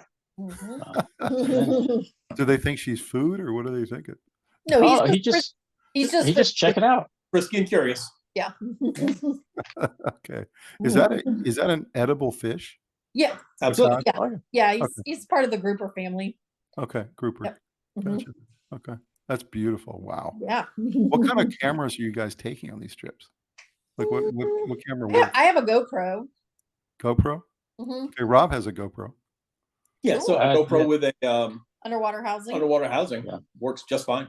Yeah. Okay. I take a GoPro, and then I've got a Sony camera that I take with an underwater housing as well. So it just depends. So Joe, did you take this one? I took that one. That was with the Sony that I have. The Sony. Okay. So you've got two cameras on you while you're diving? Yeah. Typically. Do you put the GoPro up on your head, or do you put it on your chest? Typically I carry it, or Stacey in this case, I think she was carrying it. There's another one, I don't know if I sent it to you, where she slowly had the camera, and while the fish was right in front of her, she slowly put it up and took a picture of it. So this huge grouper fish right in your face. Oh, wow. I don't remember if I sent that to you or not. I don't think you did. I mean, I'll show it a little bit later. Yeah. Okay. So what about this one? What are we seeing here? This is incredible. Just gorgeous. Some of the coral that we were looking at. That's another one of the benefits. Mark said the trips that we were on, we were out farther. So the coral bleaching that you hear about in the news, it is happening, but it's happening less here because you're farther out, you're in deeper water, and you're down deeper, so the water's a little bit cooler. So this is just some of the gorgeous coral that's still out there, that's still active, still very vibrant. With a lot of the fish around it. So yeah, it's just really gorgeous coral heads. Incredible. I mean, this is what people fly to Australia for right here. You can't see this most places in the world. That's true. I like, Joe, that you are signing your art now. I mean, you're the new Da Vinci or something with all this. You got to do it. Incredible. Beautiful. So this that one came out wrong. So stretched. Yep. Yeah, so that's again Stacey, when she's got the GoPro there with the shark behind her. Some sharks there behind her that were checking her out from behind. What kind of sharks are those? Just reef sharks. Yes. Yeah. Okay, and they're not real interested in you, really? Nah. Just curious. They were just checking her out. They're pretty small, right? Those are probably 5 foot. 5-6 foot. Yeah. Or are they? Oh yeah. Wow. Okay. Yeah. Yeah, they're probably 20-30 foot behind her. My interest level was very high. Now it's falling a little. All right. Pretty cool, though. I like the shot. It's a great shot. So what about this one? I think, Michelle, you were talking about these incredible clams. Yeah. Yep. Like, how big is that, would you say? I think it was about a basketball size. Oh, okay. So it's about a basketball, a little bit bigger than a basketball. Do they prohibit you from touching any of these? You're not supposed to touch anything. No, don't touch it. Yeah, I wouldn't touch it. Okay. And some of the clams there, we didn't see them, but some of them are electric clams, so you definitely don't want to touch. Do not want Correct. to those. Yeah. Can you get even closer for a photo though? Like, could you get down Oh yeah. within 2 Oh, yeah, feet? Or yeah. something? Okay. Yeah, you can But get around. the closer you get, though, the more he's going to close up. So the less you see of the inside of the clam. He closes up out of defense. Yes. Mhm. Correct. Oh wow. Okay. Didn't realize that. It doesn't have eyes though. No, But It you can feel the sense vibration in the water. Yeah, I it gotcha. still senses it. Were you guys seeing, the famous movie Finding Nemo? Were you seeing all those types of fish, clownfish? Oh yeah. Yes. yeah. Oh, yes. Clownfish, Yeah. sea Tons of 'em. anemones, absolutely. I got And the- I got pictures of all the colors of the clownfish. Orange, Black, black. What was the other color? Like yellow, like a yellow color? yellowish, yeah. Yeah, like all the colors. It was And cool. you see stingrays, and you see what else? So more of those in Hawaii, but yeah, Okay. stingrays are absolutely out there. Oh, All kind of- Turtles. turtles, yep, saw turtles. Yeah, quite a few turtles. Yeah, sharks, cuttlefish. Cuttlefish. Okay. Yeah, and just tons of reef fish. Like there's so like damsels, butterfly fish. Some people's favorite character in that movie, of course, is Dory. So Oh yeah, yeah. Oh, plenty of dory fish. Yeah. it's a pretty fish. Mhm. Yeah. Interesting. So what's this one? That's Most just corals. yeah, just mostly corals there. Are those really green and blue like that, or is that just an effect because of the ocean? Like if you were to swim over this and go to those other ones in the back, are they colored or are they blue? They're colored. It's just the further away from the camera you get, the color gets washed out because Okay. you're under the water. That's what I And thought. this was probably 80 feet down when this was where this was. So there's very little light, Got it. natural light. Are there any caves here you can swim under? The coral reef? Mm, Small swim throughs. I wouldn't really call them caves, but there were some small swim throughs. Okay. It's just where the coral has kind of come together, and there's just a little gap. Any concern about the swim throughs where you might hit the tank or something and do something to Yeah. damage yourself? No. Not really. Mm-mm. Okay. Beautiful. Mhm. Did you guys learn at all about like the different breeds and everything, or you were just kind of appreciating what you saw? Oh, of the coral? Yeah, like did you actually get into Yeah, figuring they out? they talk about it some on the boat. Like they always give you a pre dive briefing, and they'll tell you about different things, and some corals are more prevalent at certain dive sites, so they'll tell you, this is the coral at this dive site. So Yeah, and they'll also tell you about some of the conservation work that the boat's involved in, or some people who are on the boat part-time and doing other things other times in making sure that the coral reefs are going to live on and do the best they can. Yep.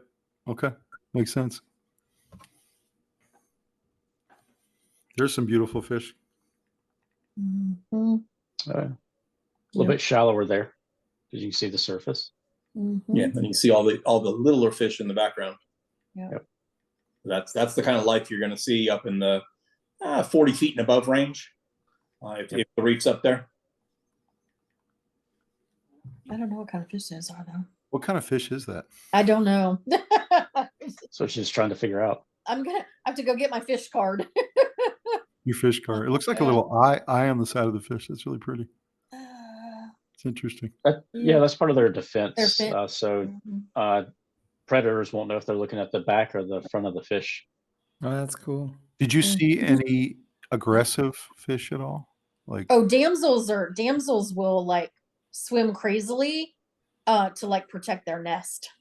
Yeah. really? So Yeah. they'll come at you like they're attacking, and then they'll Mhm. go back and they'll come at you again and Yeah. be real aggressive towards you, but Mhm. it's fine. They're like this big. They're really small. And Wow. then at night, so some of if you want to see some aggression, now it's not towards you, but at night, because you have a flashlight, a lot of the predatory fish, such as the sharks, will use your light to guide them to the other fish. To hunt. Yeah, they'll use it to hunt. They'll hunt based off your light. So that's always a fun Wow. thing to see. That's Mhm. crazy. What about a big jellyfish, like the big kinds with lots of tentacles? Oh, we've never seen a boxfish. Yeah, like or box like jelly. box jelly. Box. Most of those, Or octopus, yeah. some octopus, smaller sizes we usually see, but the box jellies in Australia are more towards the shore, They couldn't really live out in the rough seas, kind of where these boats take us to. So we're fortunately not seeing a lot of those or any on any of our trips. Or the man of wars either. We've never seen any of those. No. Right. Okay. Yeah, we've seen more jellyfish in the Keys than we've seen anywhere else. Super cool. These are just beautiful shots, Joe. So, Joe, I'm going to hand it to you, and you're going to show us a video, which we're real excited about. All right. I'm going to hand it over to you, Joe, and give you the honor here. Made you the host. Awesome. And let's check out this video and see what you got. Yeah, so we'll do. So we had 2 videos. So I'm going to play the second video. Actually, I did promise you this. That's that one picture I told you about. There we go. Oh, wow. I love it. So yeah, that's where it was coming up to. I promised you I'd show you that one. So That is not a good looking dude. and he was very friendly. And actually, one more, then I'll get to the video, I promise. You talked about the sea Nemos. Oh, so yeah. there you go. Oh, there's Nemo. All right. Yeah, so there's. You got a I can't picture take of credit for Dory? those. Mike Ball did those. So these were the professional photographer that was with us on the dives. Wow, look at so that. he took Incredible. those. So Yeah. Anyway, here we go.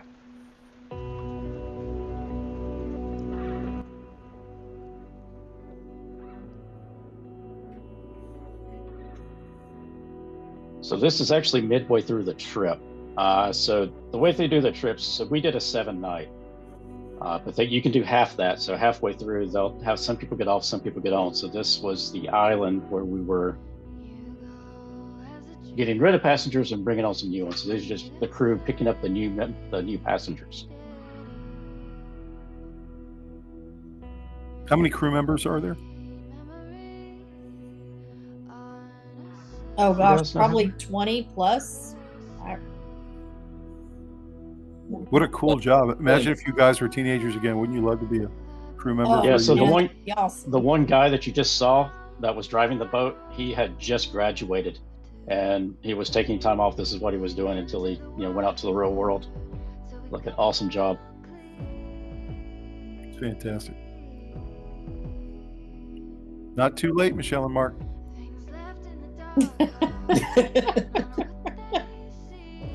You can be teenagers again. Could be. It's a lot of work. So here's part of the dive briefing. Before every dive, he did a briefing. So there's Mark. There's Mark. Yep. It's ready to roll. So, yeah.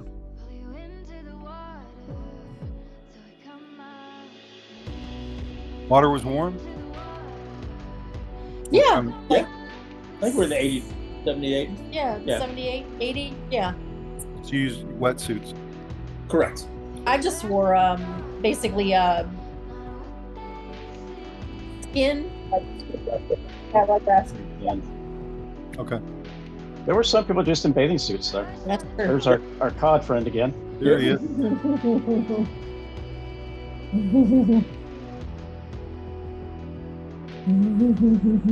I guess they're curious. Oh, yeah.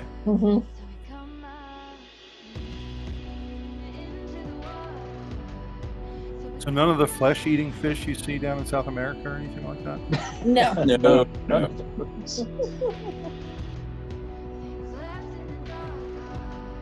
Eels, snakes. Yep. Eels, Yeah, snakes, snakes, yep. absolutely. Yeah. Oh, look at that. Wow. There's Nemo. Yep. Yeah, that was neat. You found him. Oh, there's Stacey. Since she didn't make the broadcast, that's her. Yep. Hey, Hello, Stacey. Kelly. Little jelly. There you go. That's what I was wondering if you saw some of those. Tony. And Tony. Yeah, our friend Tony. Good. Oh, that's me there coming Yep. out. Joey.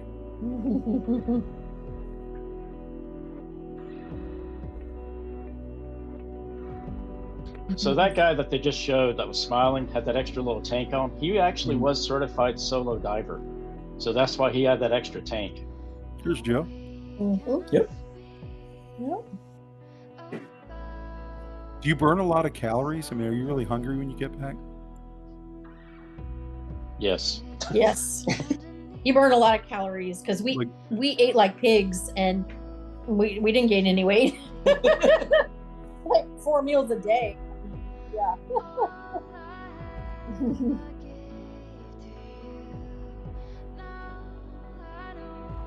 I feel like every time we turned around, Stacy was saying she was starving. So here's a night dive. Wow, that's amazing. Incredible. Oh, there's a Cuttlefish. cuttlefish. Yep. Shark. Pretty sure. Do you really or never scare the sharks because they don't No. really worry about you? Yeah. Nope. They really don't care about you. They're just swimming around. Oh, there's shark. Because you would think in Australia you'd have some big ones. I don't know. We've never seen them too big. In the Nemo movie, you had Bruce, who was the real big great white. Oh yeah. Mm-hmm. Yeah, no great whites. Yeah, we didn't see any great whites, thank goodness. Wow, look at that. Oh, that must be at Steve's bomb. Yeah, some of your Some- shallow. Yeah, it was. That Yeah, one- it was. So no one's wearing gloves.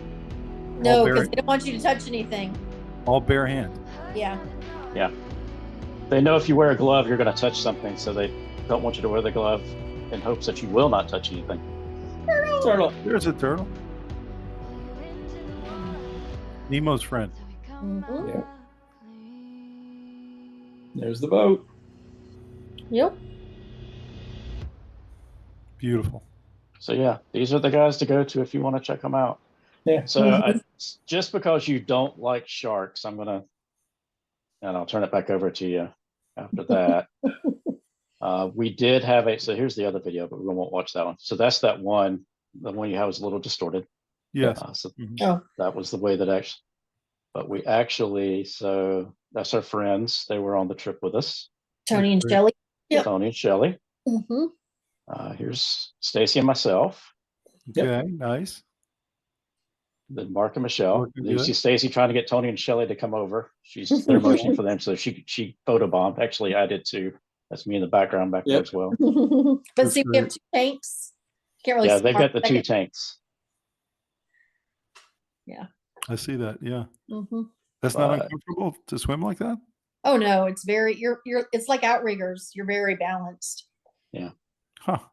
So Okay. this was a shark feeding right here, Tom. So you would have loved this. Mhm. So they actually brought a chum bucket down and had the sharks. So she was the one. She was one of the guides and instructors. She was working with him. You know, she's got metal gloves, the little mesh gloves there, just in case. But When yeah, I quite a few dove, sharks there. when I dove in Maui, we did it 2 days in a row, and we had sharks that size, and we got used to it. So, Yeah. although you I'm, get used to it. I'm mentally not enjoying it, but I know that if I went out there, I'd be okay. I'd get used to it. Yep. Really cool. Thanks for sharing that. Definitely. Anytime.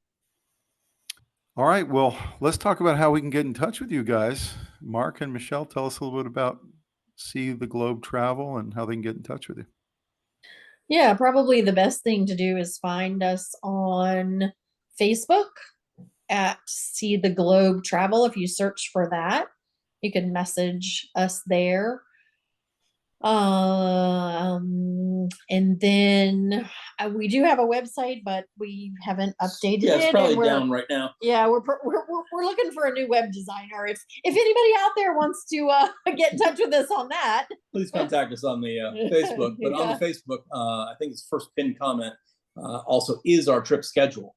Okay. So we have trips scheduled through 29 right now. And sounds like with Joey's approval, we're going to Fiji in 2030. So now we're scheduled through 2030. Well, there I you go. approve. There you go. I will definitely commit to coming on one of the trips. I don't know what year, but I'm Okay. looking forward to it. wonderful. great. Yeah, I'm excited about it. we'll get you out to the local quarry. If you guys drop me your email, I will put it down in the description below also, along with your Facebook page. So, Oh, sweet. Okay. Absolutely. and to contact Joey and Stacey's scuba and skydive adventures. So Joe, tell us about that. I don't know about the skydiving there, but yeah, I mean, we go on trips as much as we can. Yeah, we just enjoy getting out there going. I always look for people that may want to tag along. I've got a friend from high school actually that reached out, so he's going to go with us to Roatan next year when we go on that trip. So always looking for buddies that can tag along with us. Yeah, you can find us on Facebook as well. Just look up Joey Donahue. All right, guys. Well, any final thoughts as people really consider their first diving adventures and working with you guys and looking all around the world at doing some scuba? Well, kind of like I said before, the most uncomfortable you're going to be is walking in the dive shop for the first time. Once you walk in, introduce yourself, and tell them you want to get into scuba, everything gets easier. Mm-hmm. I don't know. That first time you try on a wetsuit, that can be kind of uncomfortable too. But anyway. True. True. Right, wetsuit. But no, I just say if you're curious about it and you want to know more about it, just do it. Just get out there. Like I said, find a place that's got a Discover Scuba or something like that, and just do it. Just give it a shot. And you can never see know. you can see Michelle and Mark and Stacey and Joey. They found their life partner this way. So those of you who are newly single, is a good way to meet people too. It sure has been, I'll tell you. Yeah. There needs to be some kind of scuba dating service put together or something. Right. Yeah. I think there's I think there is, but but just get out and do it. You'll meet a ton of people. Meet amazing people. Yeah. Date and dive. Yeah, we've met people all around the world that we're Facebook friends with, still in contact with. Yeah, talk to, and the other piece of advice that Mark and I would give people, because we were already divers when we met, and same with Joey and Stacey. But if you are looking to get into scuba diving and your partner does not dive, the best recommendation we can give you is to not take the class together. Do not take your first class together. You want to be independent, good divers on your own. And what tends to happen is there'll usually be one person in the relationship that really wants to do scuba diving and the other person is just appeasing their partner. So that's why we recommend for that very first class, do it separately and be really good divers on your own. Okay, do it separately, but what about if your 12-year-old kids want to do it, like the two girls you talked about? Let your instructor take the girls. Yeah. In other words, you don't instruct them. You don't. Don't helicopter them. Nope. Let them understand that they are being instructed by the instructor. Mm-hmm. That is the person to listen to for their scuba instruction, and you just stay out of the way. Yeah, if you're not even there, it's better. Just let them learn and be confident and be comfortable with it outside of you being there. Yeah, my wife and I were there when the kids got certified, only because it was an odd number. So to have an even number, so they had a buddy to practice with. But we did not instruct. We did everything that the instructor said to do, just like the kids were doing. But we were there as a buddy. That was it. So you're really just a cheerleader at that point. You're letting them get certified and go through the instruction just like an adult would. Yes. Yeah, staying out of the way. Absolutely. That's good. Well, Joe, any final thoughts on your side as we close out this awesome scuba episode? Again, just get out and do it. Have fun. Yeah, go do it. Have fun. Enjoy. Michelle, Mark, Joe, I cannot thank you guys enough for joining us tonight and taking us on this journey around scuba diving. And I know a lot of people watching tonight are going to want to take this sport up. It's a really cool activity. And I'm excited to come on one of you guys' trips. Great. Can't wait to meet you in person. Absolutely. Let us know and we'll make it happen. Thank you guys for joining tonight. Like this video, guys, and subscribe to the channel. And drop us a comment to Michelle, Mark, and Joe and tell us a little bit about maybe a trip you guys are looking forward to taking. Have a great night, everybody. Take care. Awesome. Thanks.